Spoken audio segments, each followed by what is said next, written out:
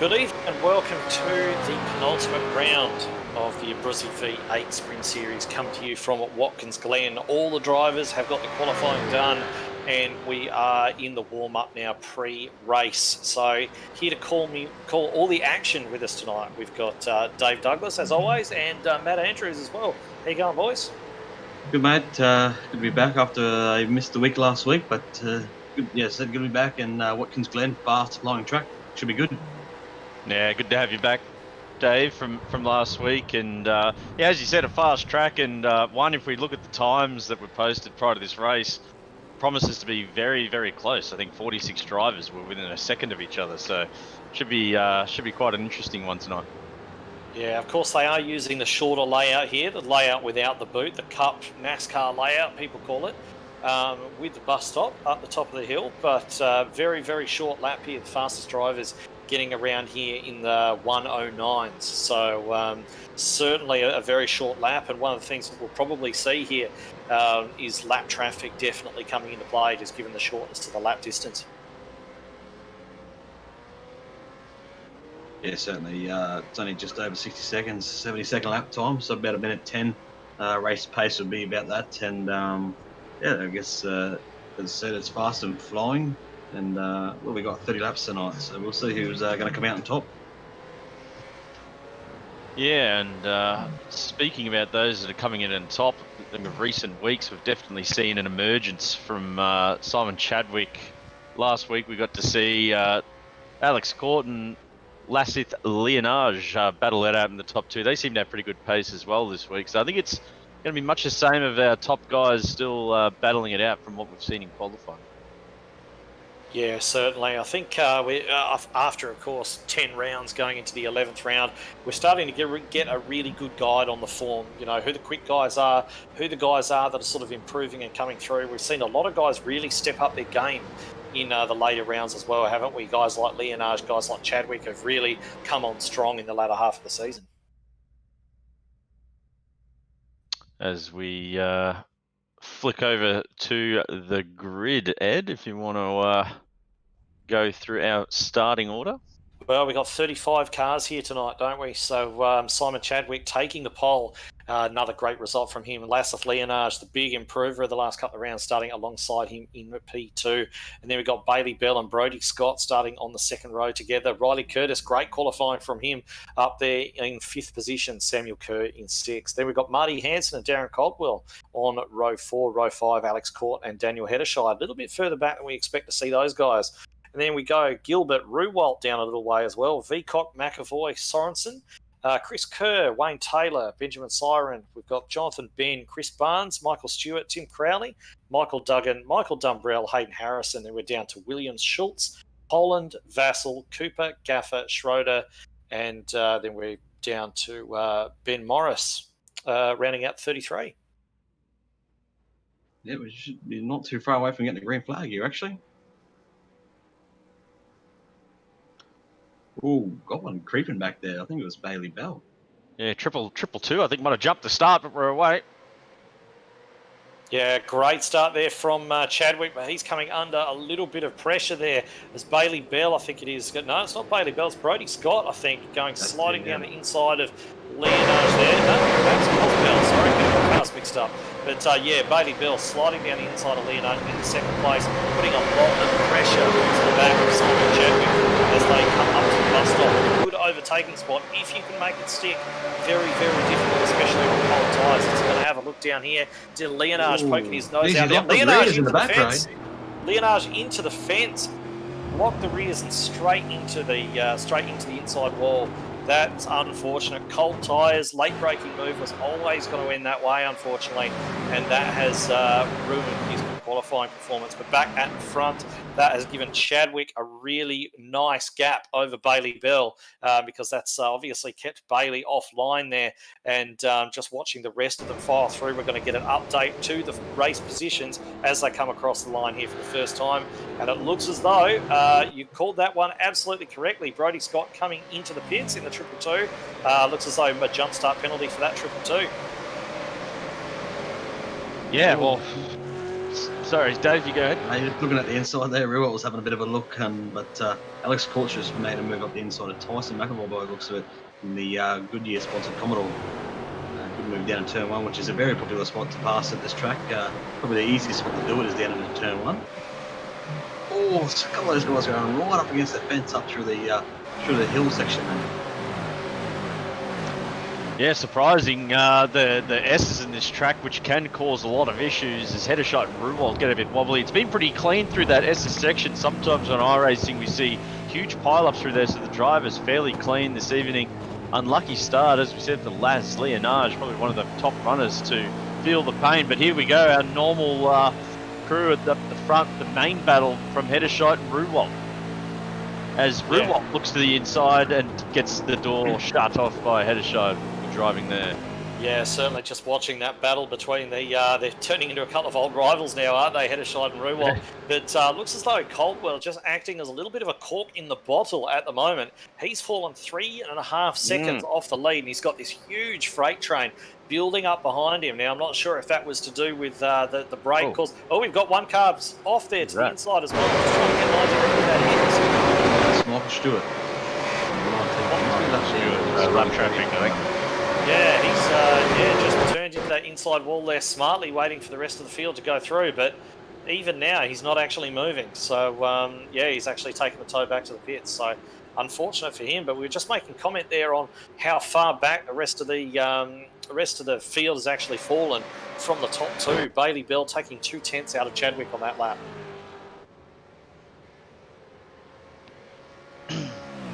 Oh, and it looks like Stewart was actually turned around there, so a bit of contact there for Stewart. As we go back to the battle, Heddershot for a move up the inside on Kerr. Oh, geez, Kerr's moved on pretty early there. Yeah, Kerr doesn't let him through as easily. As we said, it's a hard track to overtake. Pretty defensive there by Kerr. I think Kerr's going to have to make a move against Caldwell here, because as you said, it's starting to bottleneck up behind Caldwell. Yeah, it looked like Ruwald got a run there. He's going to have a look, but I think it's going to be too far. As Heddershot throws it down the inside, gets it pulled up. Oh, maybe slight contact, gets it all squarely, gets it under control. Ruwald's going to Money Hansen, yeah. He managed to hold position. That was absolutely brilliant sportsmanship there from Ruwald. Heddershot got loose in front of him, and it would have been really easy for Ruwald to keep the foot on the throttle and just help Heddershot out of the way.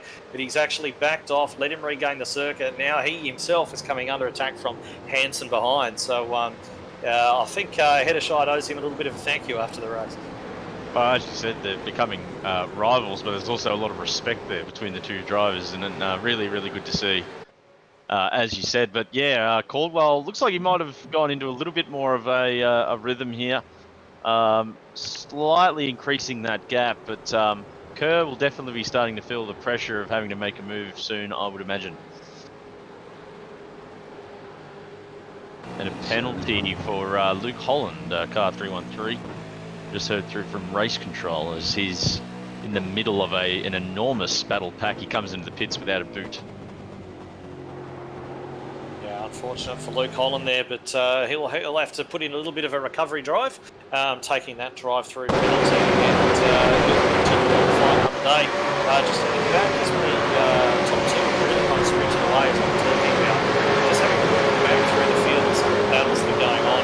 And I'm actually looking at Chris Kerr, who's defending Hartford Benjamin Siren, just coming up to the bus stop. Looks as though Siren might be just looking to take a look, thinks better of it, ducks back in, because of course he can't afford to make a mistake, because he's got Sorensen and Taylor and Barnes, Dumbrell, everybody up there behind him as well. It's just one long freight train at the moment.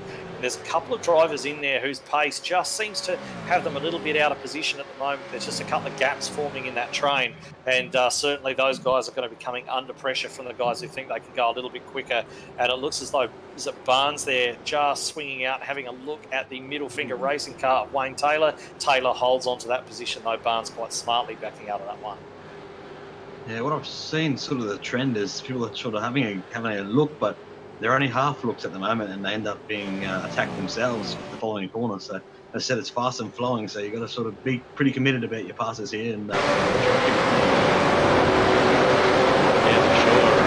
Jesus, drivers in the exit turn one really using that runoff area going way over the curbs down near the fence, over the grass, a whole bunch of them following each other through. So it looks like as these tyres are starting to wear out, the drivers finding a little bit difficult out there to keep it on track. Yeah, certainly. And speaking of tyre wear and race management and the like, Bailey Bell is homing in on the back of the leader, Simon Chadwick. Battle is going to be joined very, very shortly, I believe. Certainly, if they keep lapping at this pace, they were 0.7 of a second a lap apart crossing the line last time, which was roughly level to where they were. This lap, it certainly looks a lot closer than that. We'll see what kind of run Bell can get out of the final turn. It doesn't look like he was necessarily as quick as Chadwick out of that final turn. We'll see what the gap is this time round. And it is just come down by a tenth. It's now right down on pretty much 0.6 exactly, down from almost 0.7. So very, very close between the two of these guys. And I think this battle is going to run and run, boys. Yeah, look, I'm just looking at the times there, and Chadwick's running at qualifying pace of 107 on that last lap, which is probably not much slower, probably a tenth slower than his actual qualifying time. So these boys have got him dialed in at the moment and going for it. And still going at it, but behind as well in third place, Caldwell, Kerr and Hedderscheid. Hedderscheid keeps throwing the nose up the inside. Kerr's not having anything to do with it, but Hedderscheid definitely looking racy. But just such an extraordinarily hard track to overtake in these cars. Really waiting for Kerr to make a mistake, but Kerr seems to be holding up well. And the little pack behind that little trio, is another little trio of Ruwalt, Hansen and Court. Sitting in 6th, 7th and 8th respectively, another little group of three battling it out behind them as well. So everyone holding station, but there's some quick guys out there that are just not quite able to get the moves done at this stage. Yeah, and of course, as we were talking about earlier on, like it's such a fast-flowing track, but the downside, I suppose, of that is there isn't a lot of variation in speed, and when there's not a lot of variation in speed between the fastest and slowest points on the circuit, there's a lot less opportunity for drivers to really make a difference and have that opportunity to actually show what they're capable of, and certainly to make overtaking moves. Just looking at the gap for the lead, it's out to 0.8 of a second now, which on the last time across the line, but I'm just noticing something. I've just been watching these guys the last couple of laps, and it seems to be that Bell is faster in the first section of the lap, but Chadwick draws away again in the second section of the lap. And that's kind of evening out the gap between the two of them at the moment. But Bell seems his best opportunity to overtake with the strengths that he has at the moment really seems to be potentially into the bus stop, perhaps. And that really seems to be the only point on the track he's got a significant amount of advantage over Chadwick to get a move done. So if it's going to happen, keep an eye on that. Yeah, just looking back through the field, they've sort of spaced themselves out a little bit now. They've got into the race, but Ruwald, it's coming on a bit of a pressure from Marty Hansen, who's making a bit of a comeback after having a dive a bit earlier and then getting attacked himself. But he's got that gap down. He actually looks down the inside now, pokes the nose out, but too far back there. But he's still in for another lap here and try again next time by, I'd say. Yeah, it's a good drive by Hansen so far. I mean, he's behind probably our two biggest movers in the race, Hedderscheid and Ruwald, 10th, 12th, and 5th and 6th. I think that was just after the chaos of the opening lap and the moves being made. But Hansen definitely showing good pace in there behind Ruwald, and this little group of Ruwald and Hansen is actually gradually making its way onto the back of the little group in front. So a little mini packs could form a bit of a big pack shortly as well. Yeah, there's a bit of a gap opening up, isn't there, between Marty Hansen and Alex Court. Court's just sort of there. He's copping a little bit of pressure at the moment from, I think it's Riley Curtis in there behind him, putting a bit of pressure on there. Actually, a really good showing from Riley, good qualifying, and he's doing quite well. One of the cars in front, I think Sam Kerr, has just locked up at the penultimate corner and just run a little bit wide. That is going to put him under threat from James Ruwalt here down there into turn one. It looks as though there might be enough of a gap there to discourage Ruwalt from doing anything too ambitious. No, they run through their single file, but certainly Sam Kerr beginning to feel the pressure from those two fast boys behind. He actually locked up Ed going through one of the corners, lucky not to go onto the grass and into the gravel was Kerr, and Hedderscheid just said thank you very much. Straight up the inside and grabbed that position from Kerr. Hedderscheid now. Big battle going on with Chris Kerr, Ben Siren, and Don Sorensen. Wayne Taylor's in that mix as well, and probably Barnes, I think that's in the background there too. They're all sort of three wide going into one there and double file on the exit, but they sort of sorted themselves out. But It's a pretty little feisty pack, this one. She looks interesting. Dave, had 7 cars, all trading area of the track, so definitely one to watch. But yeah, Chris Kerr leading it out, Sorensen, Taylor, Barnes, and Dumbrell. And just ahead of that pack, there's actually another little battle going on. We've got little battles happening all over the track, up and down the field. But Alex Court seems to be, by his standards at the very least, really struggling. He ran off the track a little way. He's coming under a lot of pressure from Riley Curtis at the moment. He ran off the track, as we see Ruwalt down there in the pits as well. And he's just seems to be, he's already got some damage on the right-hand side of that Commodore, and he just does not seem to be overly comfortable. Certainly with that big pack behind him. He's not displaying the sort of speed, certainly, that he displayed last time round. And Watkins Glen just doesn't seem to be being that kind to him this time. Yeah, it's a great battle, but just to mention I think too much of the tyres here, so he's going to go for 1 second. He's spoken about it frequently in our post-race discussions that he loves the undercut. Ironically, I think the couple of times he's done his best, he's mentioned that he actually didn't go for the undercut. So we'll see how the undercut works for Ruwalt tonight. But back up the front here, Bailey Bell is all over the back of Simon Chadwick. This little battle at the front is going to be the one we're going to have to watch strategy-wise as we get to lap 11 of 30. See who tries the Ruwalt, the undercut, and see who goes for the undercut to try and get the advantage there. So we'll keep an eye on that front battle and the strategy game that's unfolding there. But Bell definitely showing some good pace towards the end of his stint. Yeah, I think Bell might even try the undercut here. I mean, he seems to have... it's a little bit of 6 of 1, isn't it? Because he seems to have better tyre life than Chadwick. He's closed up a lot, certainly as the laps are drawn on. He's right on the bumper of Chadwick now. So, of course, having superior speed, he'd almost think about diving into the pits and trying that undercut on. But, of course, Chadwick is the one who's got more tyre wear, you would assume, at the moment, looking at their relative pace. So, perhaps it's something that Chadwick might try. But I think it might be a case for Bailey Bell at some point. He's going to come around the last turn and just do the opposite of whatever Chadwick does at that particular point and see if he can make his advantage that way. Yeah, it's going to be a good one to keep an eye on. There's nobody stopping this time by, so continue on for another lap.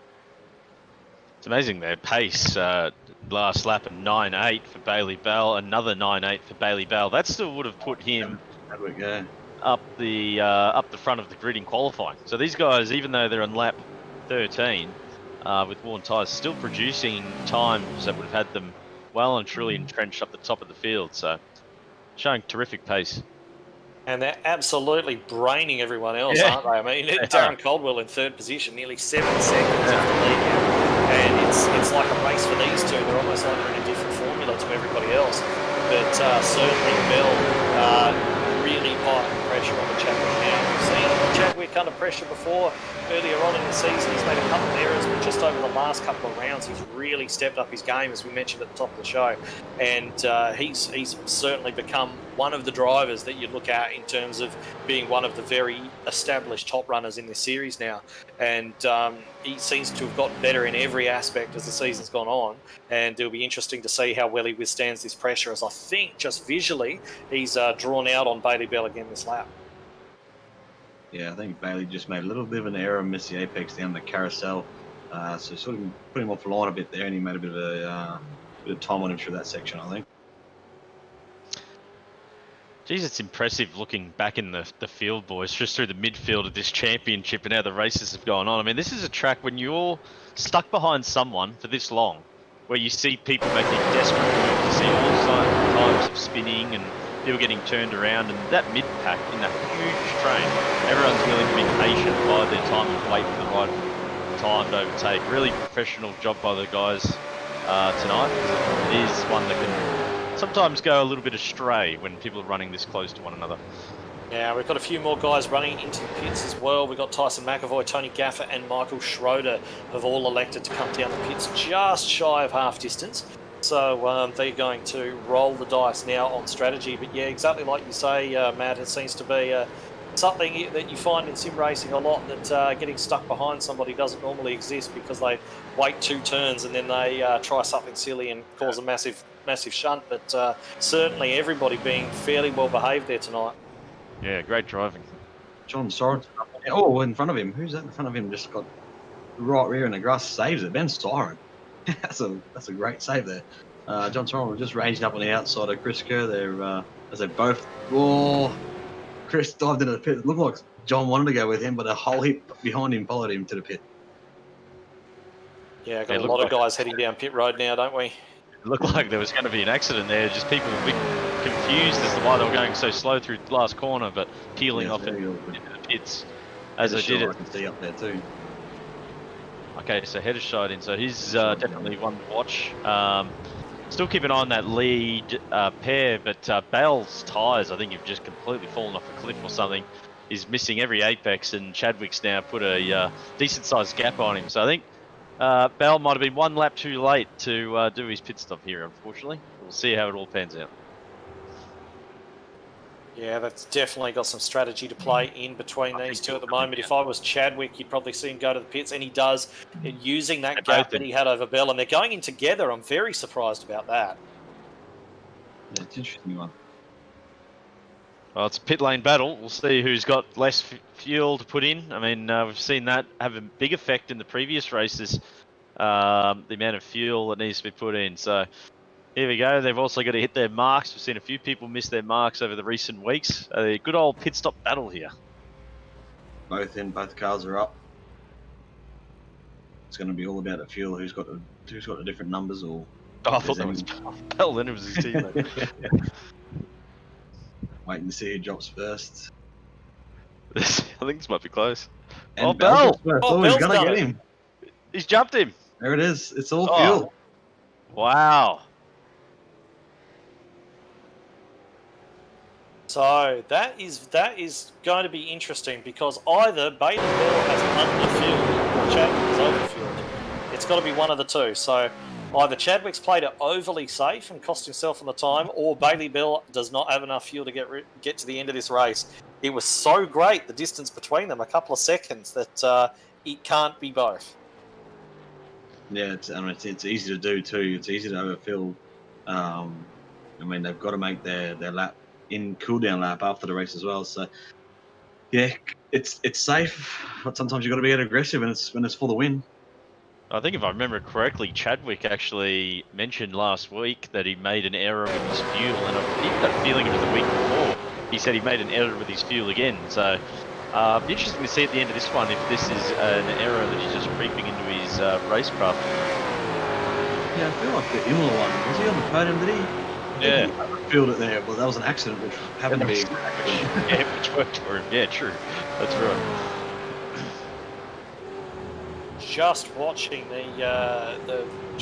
the bow repairs cars, 3 bow repairs cars, all there in a line. Holland, Veacock, and one other who I've lost, Muddy Hansen. Muddy Hansen leading the race at the moment. He has not come into the pits, so he has inherited the lead.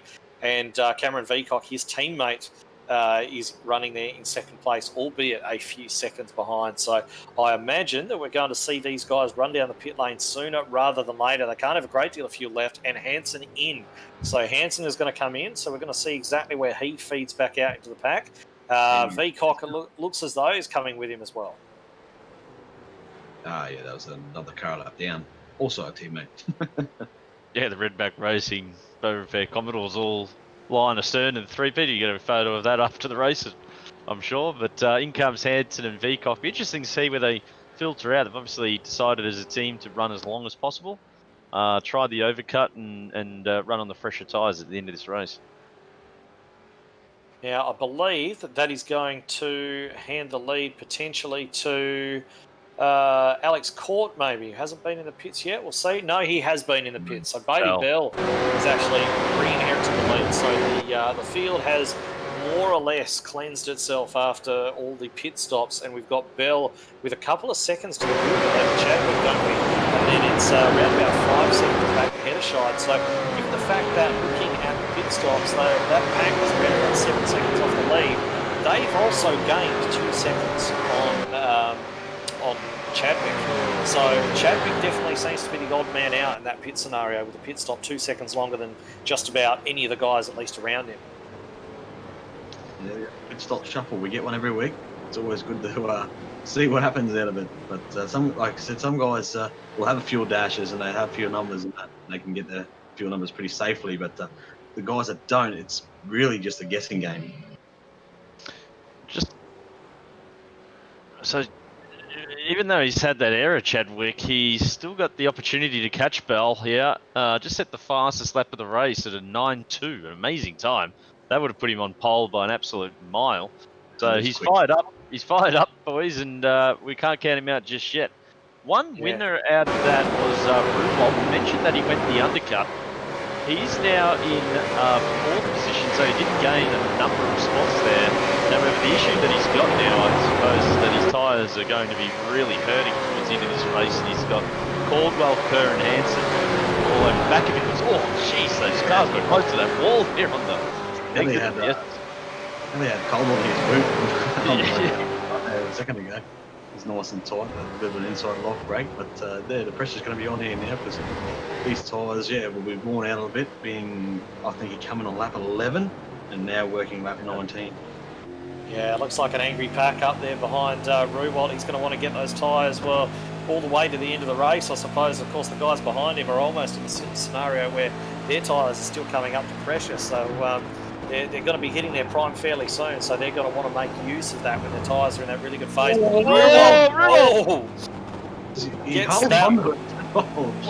He's held on to it, but he's given up a couple of spots, but that could have been a lot worse. Kerr's right up against the concrete. Put him into the fence. Oh, this can I... This... Oh, bang! Big hit. Oh, give it in the old hip and shoulder. There's enhancers in there now. You can almost see Caldwell about to outbreak himself down there as they sort themselves out. You see he went in there very, very deep. I think he was trying to fight against Kerr every bit as much as he was trying to beat Ruwalt. But Ruwalt, the big loser out of that, now coming under fire from Alex Court as well, who's running in 8th place at the moment. So that's we're talking about the great run that Ruwalt had to get back up there to 4th, but it's turned into 7th very, very quickly, didn't it?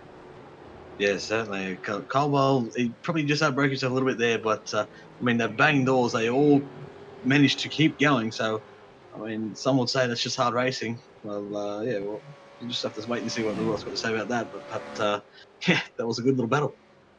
It was, yeah. The elbows definitely came out. I couldn't believe Caldwell's defensive move down the straight on Kerr. It was a bit like Webber v Vettel, right up against the concrete. As we got Court in the background making a move on Ruwalt. Oh, that's deep. Has he made it? Jeez, he went very deep, but he didn't get it pulled up. So Ruwalt's crisscrossed him. Freestyle there, slammed in there and slow exit. But, he's not going to die wondering, is he? Definitely. But, he's got the pressure tyre, so he'll continue on and he'll battle away. Yeah, I think Ruwalt might be regretting the decision to do the undercut at this stage. It looks like his tyres are already hurting and he's still got 9 laps to go. So I think Court just needs to bide his time here if he knows that... I suppose he would know that Ruwalt's tyres are quite old, but I think within a couple of laps he'll probably get his man. Yeah, it seems like we spent half the season talking about Ruwalt fighting either an evil handling car, dodgy tyres, or damage. So he's if ever you want to know where the drama is going to be on the racetrack, you just find him, and generally it's sort of around about that point. But at least he seems to be holding Court at bay for now. And Bailey Bell must have made some sort of mistake because he has lost 1.1 seconds to Chadwick. He was 2.1 seconds ahead, and last time across the line, it's only 1 second. I just noticed the back end of Bell's car, the tail wagging a little bit as he came up through the S's there, and it looks as though he's just doing a little bit of a weave there. I think he might be struggling to perhaps get a little bit of grip out of those tyres. Maybe he's feeling that they're not up to temperature, which is obviously a bit strange. He's been on the track for a number of laps now since he pitted. Also, maybe I'm thinking if he's trying to usually do that to check your steering, but just going back and having a quick look, I can't see anywhere where he's sort of got the wall. His last lap was a 10.1 compared to Chadwick's 9.6. So something obviously went wrong there. But as you said, he probably just ran a little bit wide. Unless he's thinking the draft. He could be thinking draft. Yeah, he could be trying to break the turf. It's pretty It's not. You would think it'd be too this big is of an right advantage. Yeah, just had a quick look there on board with Bailey Bell. It looks like his steering wheel is reasonably straight there, so he may have, you know, if he has glanced the wall somewhere, it certainly doesn't seem to have affected his steering as far as, you know, any kind of offset that he's put into it or anything like that. But he does look as though coming up through the S's, there's a lot of correction going on there. He's not smooth on the wheel, he's soaring on it quite a lot, which is going to be hurting his tyres. He really does seem to be fighting the car a lot more than Chadwick is at this stage, who's taken another 2/10 out of him. Yeah,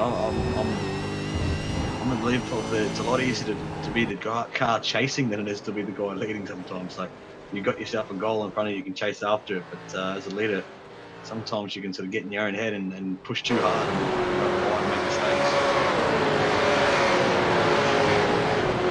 Just trying to miss some race control there. Someone was asked to redress. Didn't quite catch who that was, but I was also busy, even though the leaders are catching up with that pack again, but behind for 4th, 5th and 6th.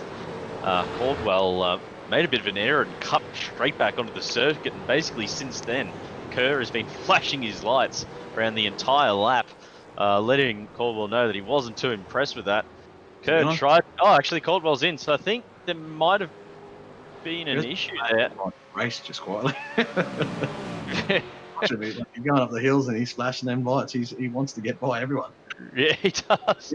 Yeah, I do wonder about the wisdom of that, though. I mean, surely your time's better spent driving the car rather than worrying about how many flashes you're doing. You know, you just... I'm not sure. I mean, to be perfectly honest, a lot of drivers, if they realise that they're annoying their opponent and putting them off, they're actually happy about that. So, you know, make of that what you will. But it looks as though Caldwell's actually made that run through the pit lane. Yeah. That's cost him a lot of spots. He's, as you'd expect, he's dropped all the way from the top 5 all the way back down to, well, he's a long way down. I guess we'll see. He's definitely down in the teens. But that, of course, leaves Sam Kerr there leading this pack of 4 drivers, Hansen, Ruwalt and Court, who's right up on the rear bumper of Ruwalt again and looks to be fixing to make a move. He's having a look. I think he's just poking his nose out, just trying to annoy Ruwalt more than anything else. That's not really a passing spot into there unless you get some kind of golden opportunity handed to you. But down into turn 1, there may well be something on if one of these guys can get close enough to the car in front. Alex Court's got the flashing headlights going now. He's just trying to use Kerr's trick here to just try and Kerr. put it off. Well, you see it a lot in GT Le Mans racing. They seem to flash their lights around the entire circuit. So a bit of that here today at Watkins Glen. V8 drivers, lights are ablaze. Of course, one of the things that Mark Scaife used to be famous for is having his little high beam lights set up at exactly the angle to get right in the rear view mirror of the guy in front. But of course, they weren't flashing; they were just on.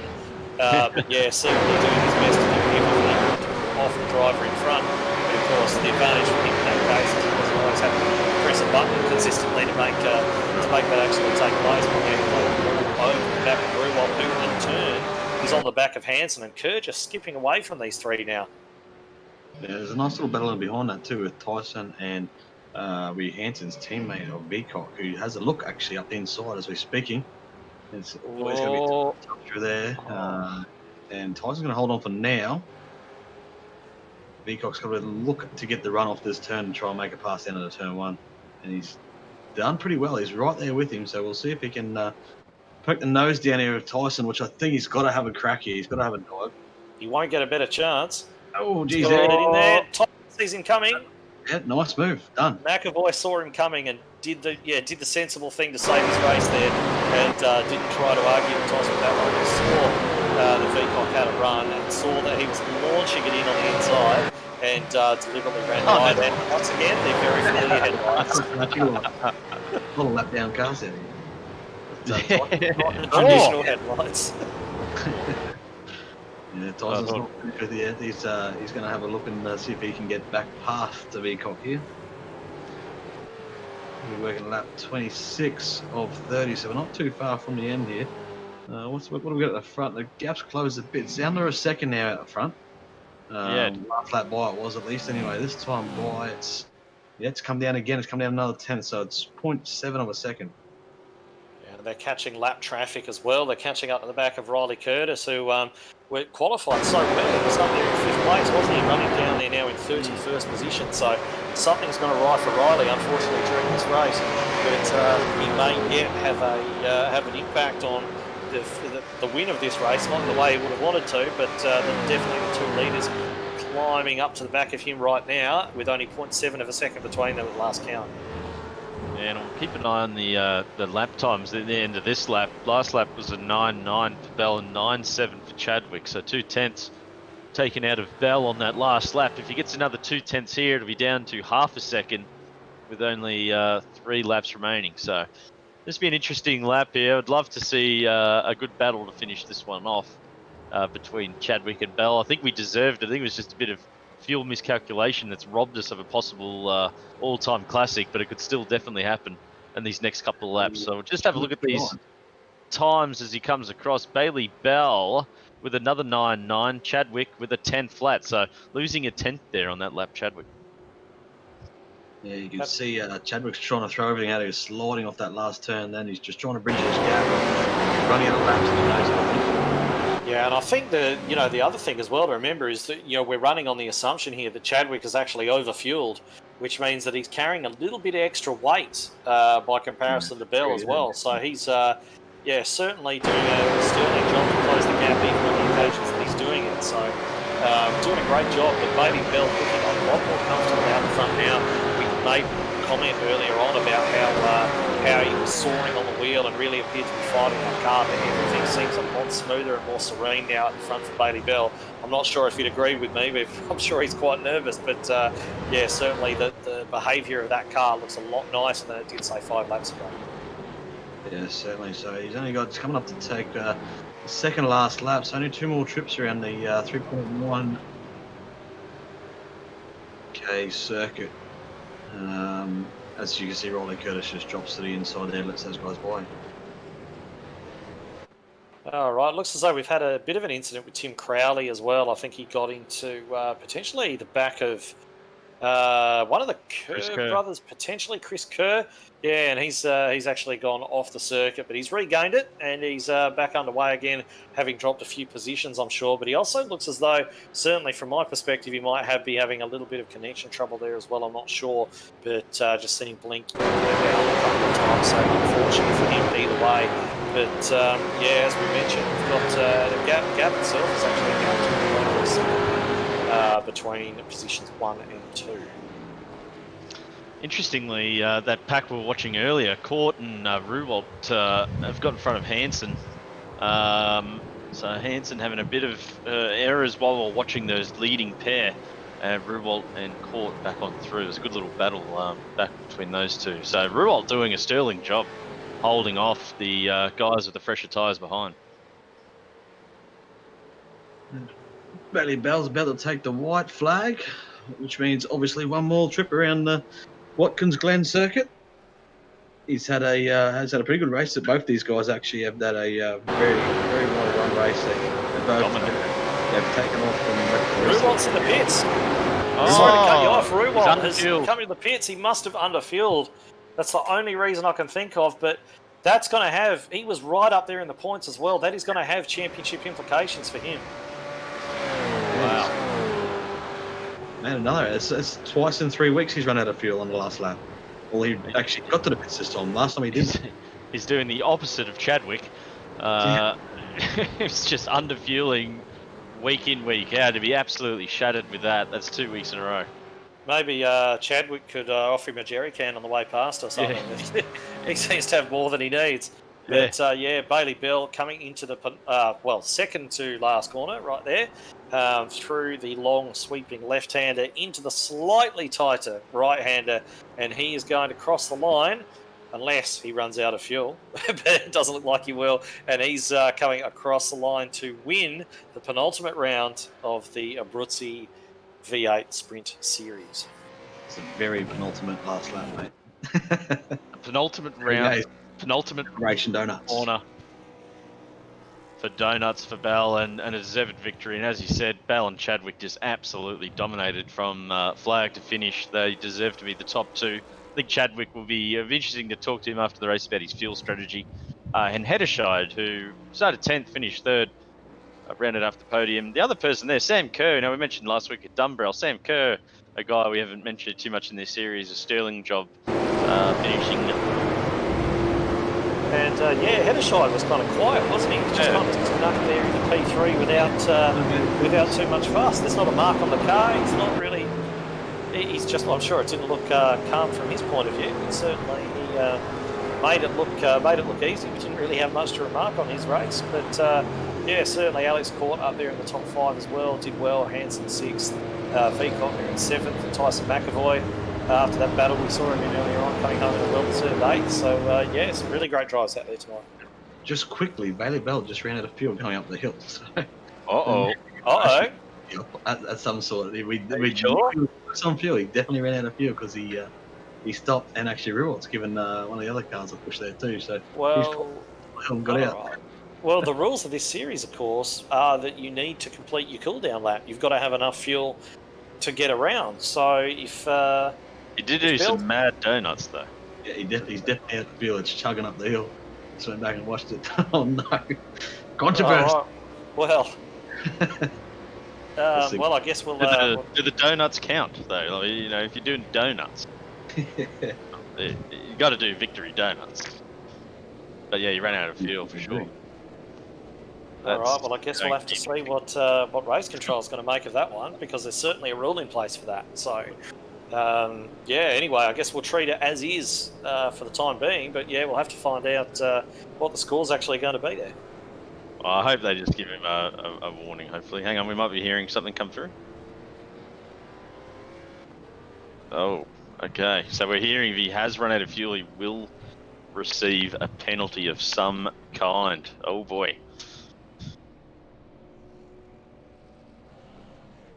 Oh boy.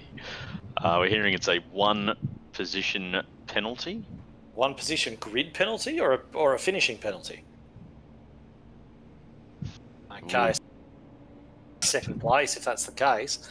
I guess we'd probably better wait for the officials to make a formal call. Yeah, we better wait. We better wait on that before we say anything like that. We'll just treat it as provisional at the moment. But we'll run through. We've got Bailey Bell waiting down there for an interview at the moment, just waiting for the other drivers to make their way into the green room for that to actually take place.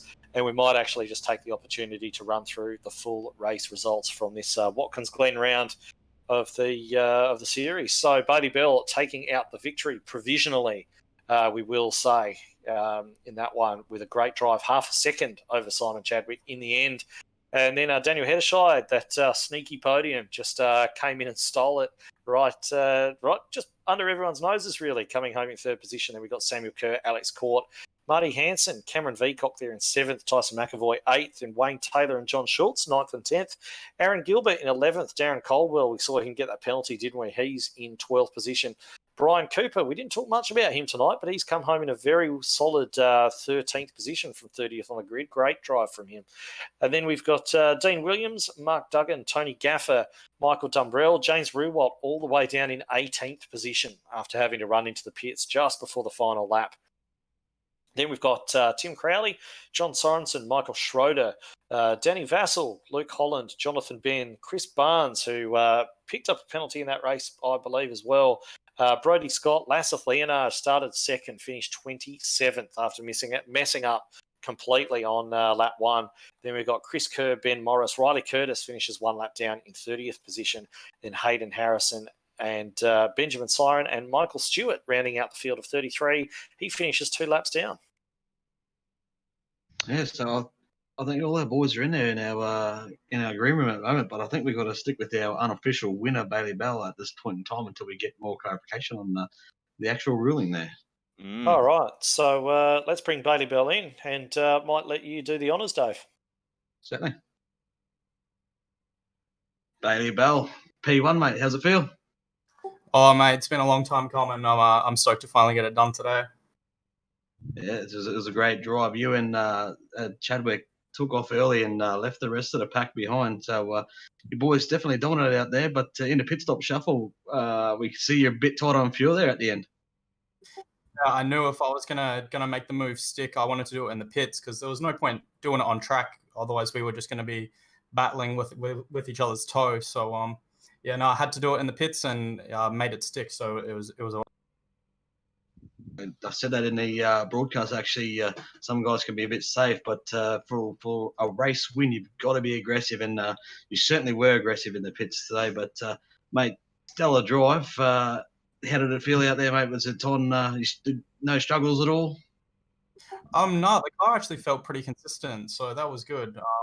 Yeah, if the tire life was pretty good, and even after the pit stop with the new tires, I was pretty much doing almost the same pace. So I'm actually really happy with it. Certainly, you got to be happy with that. As I said, you two boys were the tip of the sword today. You guys dominated out front, mate. Before we let you go, any sponsors or shout outs, mate? Yeah, just a shout out to my team at Pacific Sprint Racing for all their support. Our sponsor, DrippingPaintsGraffix, and also Bell Photography and SimSnap.com. Perfect. Well, there you have it. Our first place getter tonight, Bailey Bell. All right, I'm very pleased with his night's work, as he may well be. And all right, so we'll probably actually bring up second place driver provisionally. We will mention Simon Chadwick, pole sitter tonight, and comes home in the runner-up position. And Matt, if you'd like to have a quick chat to Simon about his race tonight, great one. Yeah, Simon, Matt here, mate. Congratulations on your second position. How did that one go? Yeah, look, it didn't go the 100% the way I wanted it to. Once again, I overfueled. I'm not trusting crew chief at the moment. I think at the moment I just gotta trust him and let him do its thing. But yeah. So once I came out of the pit stop, I was about 2.4 seconds behind Bailey Bell. So I was kind of playing a bit of catch up at the end there, but. You know, I had a couple of mistakes on, I think, lap 23 and another one earlier on, so that didn't help at all. Yeah, I was going to ask you that at the end of the race.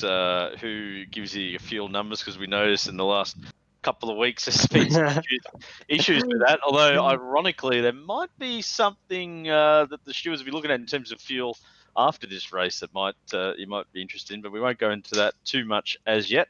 No. But, no, a sterling drive, and it seemed as though you and Bailey just had the pace over the rest of the field. Yeah, look, Bailey Bell, he really just stuck up behind me for the first 15 laps. So he did an awesome job just to get that slipstream and stay within a second of me. So, you know, tops off to him. And yeah, we just seem to get in those consistent laps and just get ahead of the pack, which isn't a bad thing in this track, trying to keep to yourself type thing. Consistently, mate. Consistent driving. You seem to be up here chatting to us week in, week out. Before we let you go, mate, who would you like to give us some shout-outs to? Yeah, definitely. Ben Sarin, Mitch Campbell, those guys are in the team. They help out a fair bit. Project X Racing, Access Towing. Unfortunately, Ben had to use him again. And yeah, that's about it. Oh, and you guys, you guys have done a wicked job during the season. JP, hats off to him. He is constantly updating everyone and keeping this league running. So thank you guys. I really, really appreciate it. Hey. Thanks, Simon. We appreciate that, and so would JP, I'm sure. Thank you very much. Thank you, guys. All right, so that was your second place getter, Simon Chadwick. Very pleased with his night's work. Now, just looking down, we've got Daniel Hederscheid, who we just want to be bringing in here next. He's our third place getter, so we'll just drag Daniel in here, have a little bit of a chat with him. Daniel Hederscheid, podium. We called it a sneaky podium because we didn't really see too much of you tonight. You seem to be running around most of the time after you managed to get clear of a couple of cars on your own. Car came home without a mark on it as far as we could see. Talk us through it. Yeah, it was a bit of a boring race after about lap 10. Just found some fresh air. I'm not going to complain. I'd rather be doing that fighting for the win, but a podium's a podium. I'll take it. So you qualified down in 10th place, which is a little bit lower than we're used to seeing you. Your qualifying's been pretty top notch all season long.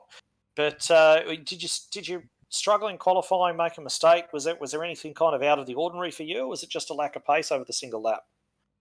To be honest, I had a couple flies where I got held up in traffic. Obviously, it's a short circuit, so there is a lot of traffic with the slower guys and stuff. But I don't think I had a lot left, maybe 2 tenths, which probably would have put me way up. I was actually surprised to see a couple new faces up the top, which is good to see guys catching up to the speed. Yeah, certainly. And so in the race, we noticed that you were one of the one of the earlier pitters, certainly not the earliest by any stretch, but one of the earlier ones. Was that something conscious, trying to get a bit of an undercut to push you forward, or was that just how you're feeling the tyre wear in particular at that time? Yeah, my tyres did start to go off a bit, but I was being held up by, I think it was Darren in front of me. I was a bit faster. I just couldn't quite get in front of him. And yeah, so I thought I'd try something a bit different. I knew I could make it home on that gas, and yeah, it paid off. Well, fantastic drive anyway. I'm sure certainly starting from 10th, coming all the way up to 3rd position, it's going to be a night's work that you're happy with, and rightly so. So just before we let you go, who would you like to give a shout out to while you're up here with us? Yeah, another big thanks to Simfinity and 111 Racing and you guys and everyone that runs the series. It's been a really good series to be a part of. All right, well, it's not done yet. We're back at Bathurst next week, which should be an absolute firecracker, we're hoping. So we'll see you there again, Daniel. And you never know, we might be talking to you as the race winner. That's the plan. Thanks, guys. All right, fantastic. So that's Daniel Hedderscheid, your 3rd place getter tonight. Very solid night's work from him. So that's basically it, guys. We've got one round to come next week. Final thoughts?